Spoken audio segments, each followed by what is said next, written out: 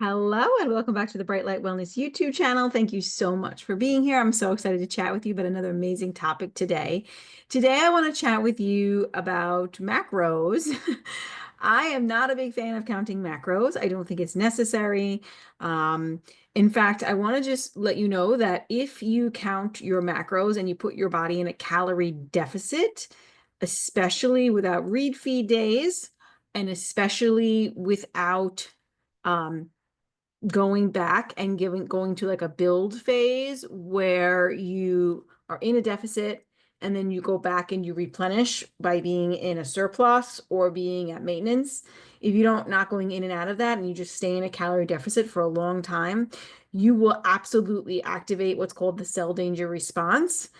This is when your mitochondria, which are environmental sensors, and they dictate your status of health and disease, feel stressed and unsafe, and they activate the cell danger response, and then you become highly overreactive to everything in your environment. Quick little side note and story, that's a part of my health crisis, is that I was 60 pounds heavier than I am now. I went to Weight Watchers and I literally was in a calorie deficit for I don't know, let's see, about 4 years, and not even thinking about refeeds. I mean, of course, I had days off where I did eat more, but not consistently refeeding. And then I started over exercising and I was undernourishing myself and running marathons and all that. So this just led to a very depleted state. And my body did enter the cell danger response, and everything that I was, putting in my body was highly a threat. Food was a threat, smells were a threat. Um, Medicines were a threat. I mean, everything was a threat to my system, no matter what. Emotions, heat, cold, that's how you know you're in the cell danger response. You just respond to everything in the environment. And this happens to a lot of people. There are many other ways to get into the cell danger response. I have a YouTube video on that already. Go back and check it out. And I also work by helping people get out of the cell danger response and back into the healing phase. That's one of my goals as a practitioner, is get the person back into their healing phase. And I use lifestyle habits, routines, and principles, and also homeopathy to do so. Now, that's not really the point of this conversation. I really want to talk about macros, and I want to talk about, just if it fits into your macros, if that's healthy or not. And the reason why I want to talk about this is because I will get a lot of clients who are like thinking that they're eating really healthy. They're just trying to fit it into their macros. They're like, I'm going to eat this amount of carbs and this amount of protein and this amount of fats, and that's going to solve all my health issues and it doesn't matter about food quality. That I really don't condone, because food quality absolutely matters. But some people say it doesn't matter about food quality as long as it just fits into your calories. That we are not, we do not run on calories. We run on electrons, okay, in the mitochondria. And the whole calories in versus calories out is nonsense, okay? But there is a lot of nuance with how much carbohydrate somebody's going to be able to tolerate based on a lot of different factors. Okay. So a lot of times people do keto, carnivore. That's also dangerous to spend in long term. Another part of my health journey is I went into carnivore because I was trying to heal, and being more restrictive just got me sicker. Actually, the more restrictive I became, the more sick I was. And if you're just having to, like, it's not the food, it's you. And if you're just having to eliminate foods to feel good, that is not healing either way. But me going into a carnivore diet, what happened is I, tanked my leptin, which is our master hormone that's secreted from our fat cells. I was down to 95 pounds. So my leptin became very low and I wasn't very hungry very often. I was fasting a lot. And then my body was like, that also, again, activates the cell danger response. The body's like, oh, it's not safe. You're not making a baby right now because there's no safety in your environment. This is not a safe environment to bring a child into. So I lost my period for 6 months. That is why, because the body feels unsafe. The safety is huge when it comes to health and healing. If you want to heal, you got to give your body lots of safety signals, okay? In the right context. And this is why coaching is so important, to help people understand this. Okay, so we're talking about macros. So I kind of debunked the fact that, just getting the right macros is going to be your solution. That just, cutting calories is especially long term, is a good idea.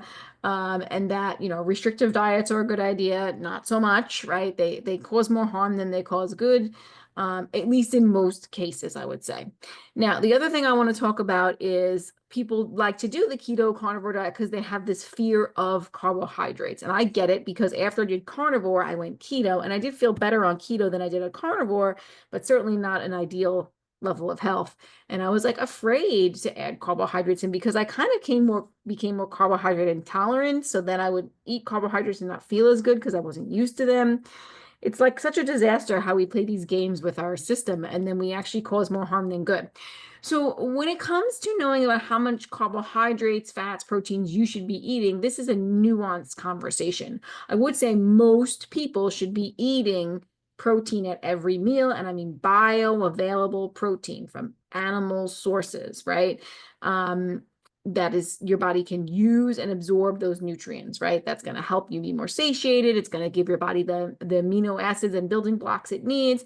It's going to help, you know, help you go from one meal to the next without feeling starving, and then the next thing we want to have is healthy fats in our diet that come from animal sources as well.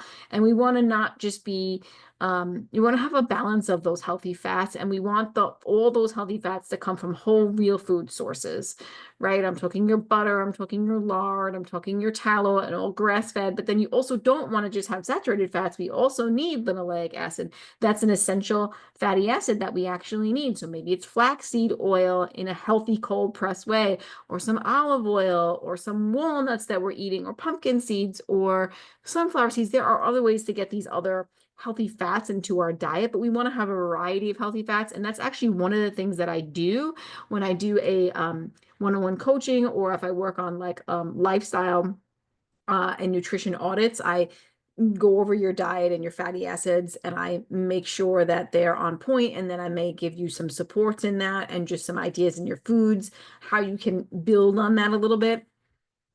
Anyway, so now I want to talk about carbohydrates because we get most people, the fats and the proteins, we understand. We got to have healthy fats, we got to have healthy proteins, they need to be bioavailable.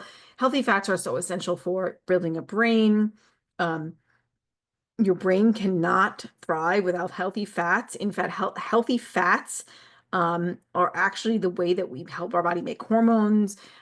They help with supporting the adrenals. There are so many reasons you need healthy fats. They're very important for the cell membrane. Okay, and you want to avoid the toxic fats. I'm sure we all have heard about toxic seed oils, but that doesn't mean all oils from a seed are bad. It means the ones that are, the way that they're processed is bad, right? The processing of those oils is bad. I mean, nobody should be eating canola oil, but there are healthy flaxseed oil that is cold pressed and handled responsibly that can be healthy. In fact, flaxseed has a ton of health benefits. I actually want to do a YouTube video on that upcoming. Anyway, I am rambling as usual. Let's get to the carbohydrates, right? Because we understand proteins, we understand fats. Now we want to talk about carbohydrates. And carbohydrates are really where the variation comes in. And people are always like, well, how many carbs should I eat, right? That's the question that I get a lot. Like they're unsure of how many carbs they should eat. Well, this depends on a lot of different factors or how many carbohydrates your body is going to be able to tolerate. So one would be, where do you live? Because if you live at the equator where there's tons of sunshine and you're outside all the time, you're going to be able to, body's going to be able to, and those carbohydrates grow in that region, your body's going to be able to process a ton more carbohydrates than a person who lives in Canada in the winter. Because food stores are a modern convenience, and modern shipping causes health disease. Yes, our modern food system causes health disease, not only in processed and packaged foods, but because we have shipping where we think we can eat whatever we want whenever we want it. And really, before we had health, before we had chronic disease, we ate a seasonal, local, ancestral diet because that's what was available to us. So we ate what was growing in our local environment all the time. So if it depends on where you live and what's growing in your environment, that is what you should look towards to eat. So right now it's springtime. I live in New York on Long Island, and you hear my Long Island accent, and it's arugula, it's asparagus, it's garlic shoots, it's dandelion root, it's stinging nettles, it's bok choy. These are the foods that are coming in. That's my carbohydrate availability. Maybe I'm eating a little bit of raw honey here and there, but it's very seldom. There's not a ton of carbohydrates. I'm not eating a lot of starches. It's a lot more spinach would be the other ones. Lettuces are coming up, romaine. It's a lot of greens right now, which is not a lot of carbohydrate. My body is likely going to be getting into some ketosis at this time because it's appropriate. Ketosis is appropriate in winter and spring in my environment, and glucose burning is appropriate in summer and fall. And that doesn't mean summer and fall I never enter some level of ketosis, because ketosis is good. It's just bad when it's done 24/7, unless your environment calls for that. Unless you live in a very cold, dark place where nothing ever grows all the time, then it would make more sense. Because when your body burns ketones for fat, it's going to get into different metabolism called the AMPK metabolism. And this helps our body actually go through more repair, okay? And it's going to help the body make more metabolic water. Like, so the juicy fruits aren't available. We're going to make more of this exclusion zone water in our cells. We're going to make more of this deuterium depleted metabolic water, support our cellular hydration. Because when you are in ketosis, which your heart and your brain actually prefer to run in, you actually make 4 times more energy, and you make more metabolic deuterium depleted water for your cells to be more hydrated. So there are times for ketosis, okay? It's just not something, it's not a state that we should be in all the time. It's a state that we should move in and out of. It's called metabolic flexibility. I have a video on metabolic flexibility. You can go and listen to that one. It's on this YouTube channel. Scroll back and find it. So it really depends. Where do you live? We want to be eating a local, seasonal, ancestral diet. This is a circadian match. It has a biological impact on our cellular function, okay? Because when you eat tropical fruits in New York in December, what happens? Your body takes and reads that information, because food is technically just electrons that is broken down into light information. And that light information, again, your mitochondria are going to sense and say, because they are environmental sensors, and say, oh, this is weird. There is no UVB light in my environment, but I just ate a pineapple that contains tons of strong UVB light. That is a circadian mismatch, which adds chaos. Now, further than that, what happens is that pineapple is full of what we call deuterium. Scroll back. I have a video on deuterium so you could understand deuterium. But it's full of deuterium. And this is a heavy hydrogen. That hydrogen carries electrons, so it's going to carry the electrons through the electron transport chain in the mitochondria. And when there's too much deuterium in the system, it jams up the ATPase, and then it doesn't work as well. It doesn't spin as fast. It's slower. The motor goes slower. And when the motor goes slower, you make less cellular energy. You also make less exclusion zone water or deuterium depleted water. Now, that's the real problem. But if you ate that tropical fruit in an equatorial region, well, you're hopefully, this is another thing to think about of how many carbohydrates you should be eating. Hopefully, you're going to be outside in sunlight, sweating, depleting that deuterium for your system, because when you deplete deuterium by sweating, okay, and you also deplete deuterium in UV sunlight, strong UV sunlight. It is the match. It is the circadian match. Oh, I have strong UV light. The UV index is like a 12.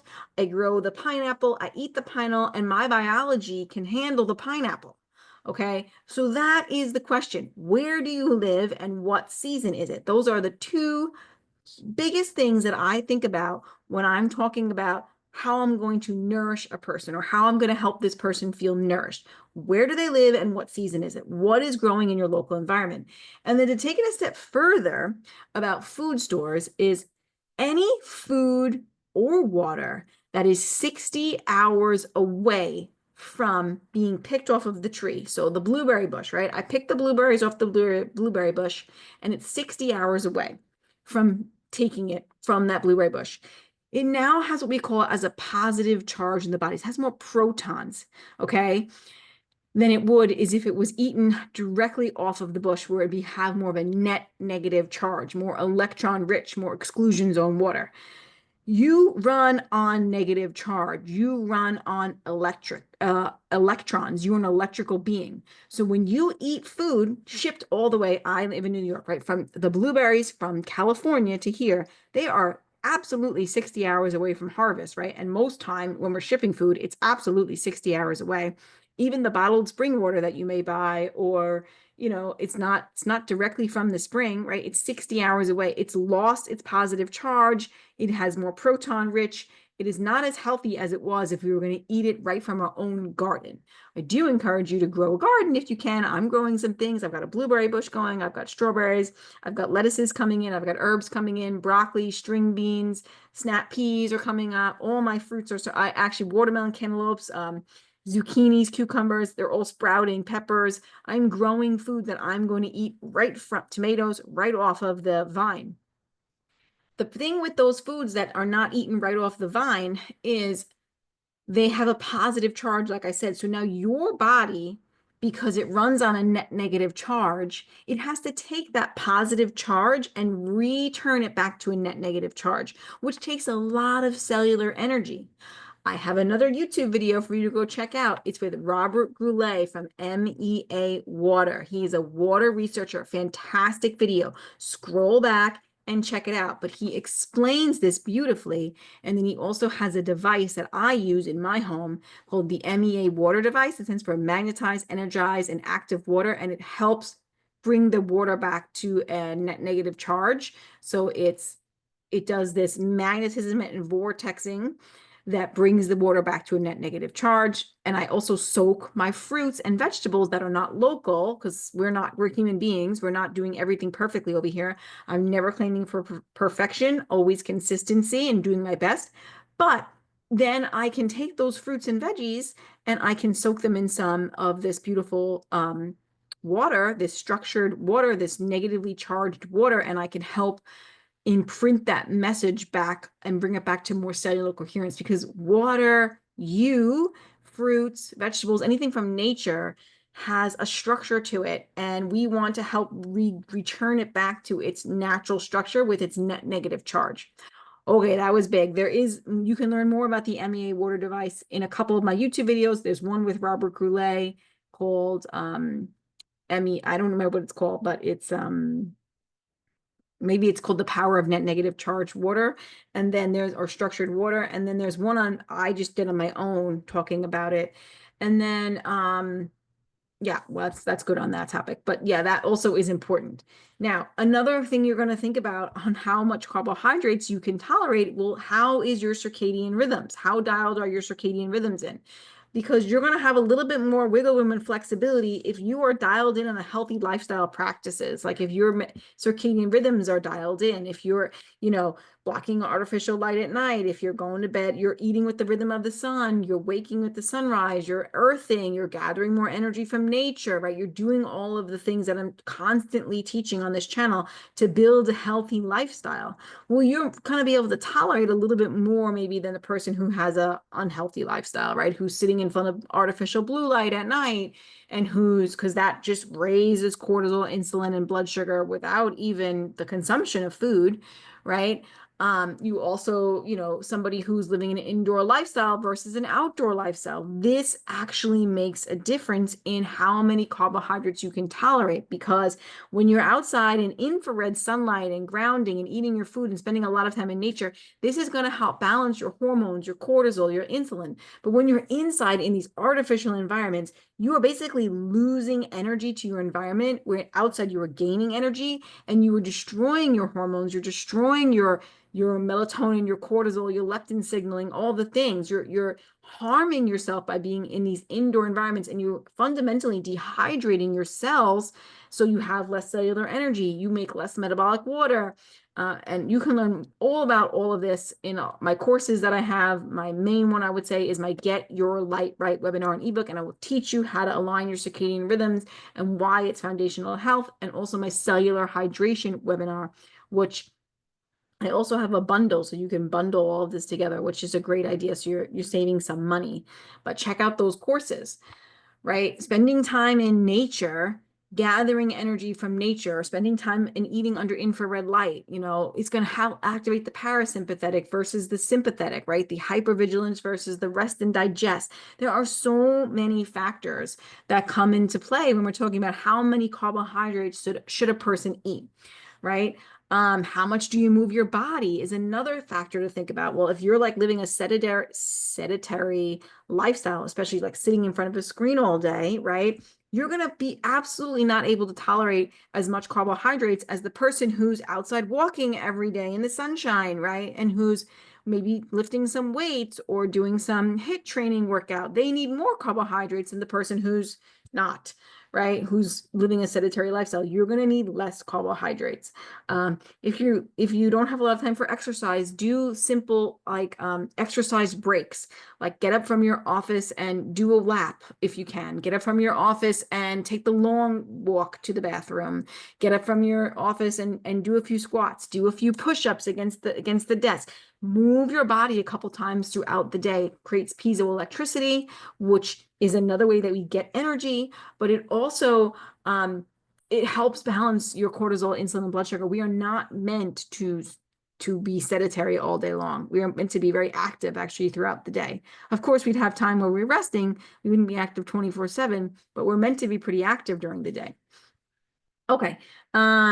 How much muscle mass do you have is also going to determine how many carbohydrates you can handle, because if you're lacking muscle mass, your body cannot process as many carbohydrates because the body carbos hydrate. They hydrate the muscles.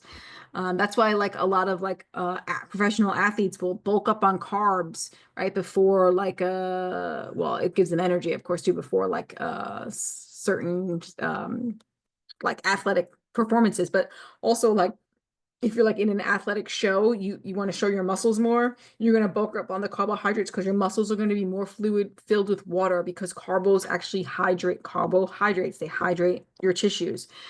So that's another thing to think about. So if you have not a lot of muscle mass, you can't probably tolerate as much carbohydrates as the person who's working out and has a lot of muscle mass on their body. They can tolerate a lot more carbs. Man or woman also makes a difference, right? That also has how much muscle mass that person has on their body. Whether if you're a woman, whether you're in menopause, whether you're on your cycle, you have our infradian rhythms, like how many carbohydrates you can tolerate in your follicular phase versus how many you can tolerate in your luteal phase is probably going to be different. Are you pregnant? Are you breastfeeding? You need more nutrients. You might need more carbohydrates during this time, right? So I've shared so many factors to think about, and this is what I do with my clients. I break all of this down. It's not about just counting macros. It's not about just, doing these detoxes or cleanses. It's about strengthening you, and it's about tailoring things to meet your personal needs, right? I always individualize things. I think about my clients' aversions, desires, current metabolism, current metabolic flexibility, right? Can you go a few hours, 3, 4 hours without food, or are you hangry and having headaches? That means that you are stuck in a sugar burning phase and you do not know how to burn your stored energy on your body, which is your fat. You don't know how to burn your fat for fuel, right? And don't eat too much fat. I've been in this stage where I was in ketosis, but I was eating so much butter and fat that I was actually gaining weight because I wasn't burning my fat. I was burning the animal fats that I was eating. That's not good either. That's giving me an energy source, but you got to burn your own fat to actually lose weight or to actually just be metabolically healthy. Okay, so many things here to talk about. I could go on and on and on, but of course I take into considerations for my clients all these factors. The goal is to be eating a nutrient-dense, bioavailable diet with real foods that come from nature based on the person's season and latitude. Where do they live and where do they live and what season is it again? Okay. We want those carbohydrates to contain the same electromagnetic barcode or energetic sunlight code that the skin and the eyes are currently in. And the gut microbiome is meant to shift and change with the seasons. So you, again, not only about the electromagnetic barcode, but your body is going to make different beneficial bacteria based on the light code that it receives in its eyes and on its skin. There are skin gut accesses. The eyes are the window to the brain. Tell the brain to do certain things. The brain, through the brain gut connection, is going to tell the gut to do things. And it's going to tell the body, oh, right now, my body is starting to make the necessary gut bacteria to digest more greens. And as the summer light gets stronger, my gut microbiome is going to start making the necessary beneficial bacteria to digest simple sugars like raw honey and berries and melons and all of those things. And then come the fall, my gut microbiome is going to make the beneficial bacteria to digest things like starches and complex carbohydrates like butternut squash, right? In the winter, my body's going to make more digestive microbes to eat more fat for fuel. This is how we have adapted over millennia, right? This is how we strengthen the mitochondria. This is how we strengthen hormones, metabolism, and circadian rhythms. It all comes, this is how I help my clients, or one of the ways I help my clients achieve better levels of health. Okay, I've been chatting forever. So if you want to learn more about all of these things, if you're ready for a whole new approach, you're sick of macro counting, you're sick of counting calories and dieting and exercising to achieve your health goals, I can help you. First of all, you can check out my webinars. You can get my Ancestrally and Seasonally Nourished webinar and recipe ebook, which is a webinar teaching you all about how to eat a local seasonal ancestral diet. It's 2 hours long, plus over 150 recipes that I have, that are really good and I keep adding to because it's an ebook. So I just add new recipes constantly. So it will keep growing and you'll have it for life. So you can get that. You can also get my cellular hydration webinar, which is an ebook as well, which is fantastic. Teaches a lot about the mitochondria and exclusion zone water and how to help your body make more cellular, metabolic, deuterium depleted water. Then I have my Get Your Light Right webinar. So if you don't know how to use circadian biology to support your health or how to use light to support your health, I highly recommend it. It's life-changing, as well as my Blue Blockers Guide and webinar. There's another one there. So there are lots of different ones. There's also my How to Thrive in Winter webinar, which teaches you how to, maximize healing through winter. So I have 5 webinars. There are a bundle deal if you want to grab the bundle deal. I'm not trying to sell you anything. I'm just trying to give you information. If you look through my YouTube videos, you will see that I have given a ton of free information. I have a podcast called The Quantum Health Connection where I give tons of free information. The webinars are there to provide a little more information because it's in a succinct way, and it's a few hours of time that I've spent putting things together, and then you get the ebooks and all the things, right? So it's succinct for you a little bit more. I also work with clients one-to-one. I have room for one-to-one coaching client right now. Happy to take you on and support you, because sometimes just watching a webinar, which you get with my one-to-one clients, my clients get my webinars, but then I can help you, coach you through these things and make it specific for you and what you need, okay? So I hope that's really helpful. I also do personalized healthcare plans. Again, that is where I write you a personal plan. It's specific. The plan is specific to you, but there's no coaching in that. So that's an option. I also have nutrition and lifestyle audits where you can book in with me. We can do, if you're not ready for 3-month one-to-one coaching, which is my one-to-one coaching plan is 3 months. But if you're not ready for that, you can book in just for a nutrition audit. I work with you on that. It's nutrition and lifestyle audit. I work with you for the 2 hours on that. And then you come back and you meet with me again and again and again. Like I'll give you tips and protocols then, but then continue to come back to me. So I hope that's helpful. Let me know if you have any further questions. My website is brightlightwellnesscoach.com. My email is contact@brightlightwellnesscoach.com. You can email me, ask your questions, put your questions below in the chat. I want to support you. I want to help you. And yeah, keep me posted on things for you and how things are going. And yeah, let me know your questions, and looking forward to supporting you. Have an awesome day.